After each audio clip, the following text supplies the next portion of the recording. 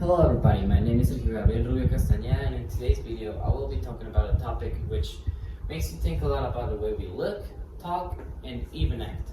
I'm talking about doppelgangers. Now, the word doppelganger is a long word that comes from the German language. It is depicted as in doppelganger, ghost or shadow of yourself.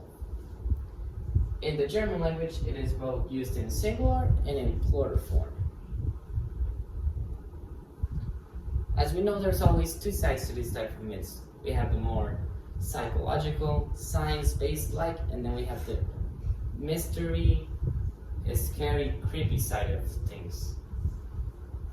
So what even are they? A doppelganger, according to science, is someone who could easily be surpassed as your twin. Someone who is identical to you but isn't related to you in any way. In the spiritual world, it is believed to be an apparition or double of a living person, usually with evil intentions. Historical figures along the years have had doppelgangers, such as Abraham Lincoln, Queen Elizabeth I, and Percy Shelley.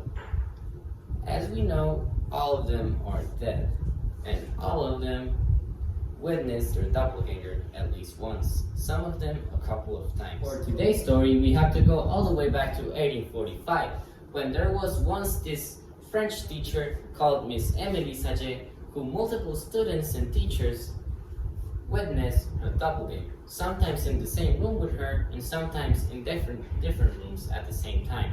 Like, there was this one time when the original Miss Emily Saget was out the window picking some flowers, and in the classroom there was her doppelganger sitting at the desk.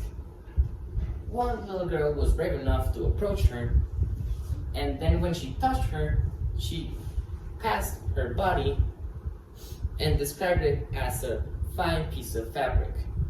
Now, this other time, the Miss Emily Saget was writing on the chalkboard with a piece of chalk, but alongside her was like this phantasmagoric Miss Emily Saget, who didn't have the piece of chalk but was imitating her movements. Now, despite her great work as a teacher and as a person, she was fired after 18 months residing in the same school because of these strange events. After this, she was not seen ever again, and this was the only version of the story we have of Miss Emily Saget. Now, why is it so easy to identify a face when there is not one in there? This is called pareidolia.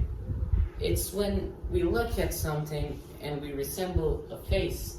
A face is not a picture, it is a pattern that our brain uses. It's like a scheme. The mouth, the eyes, the nose, all of it, it makes up a face. So that's why the more time you spend with people, the easier it is to identify them. Sometimes we can see faces in places that we aren't like expecting them to be. Now, in conclusion, of course there's always going to be someone who looks like you. No matter how creepy it is, there's someone out there who could easily be portrayed as your twin.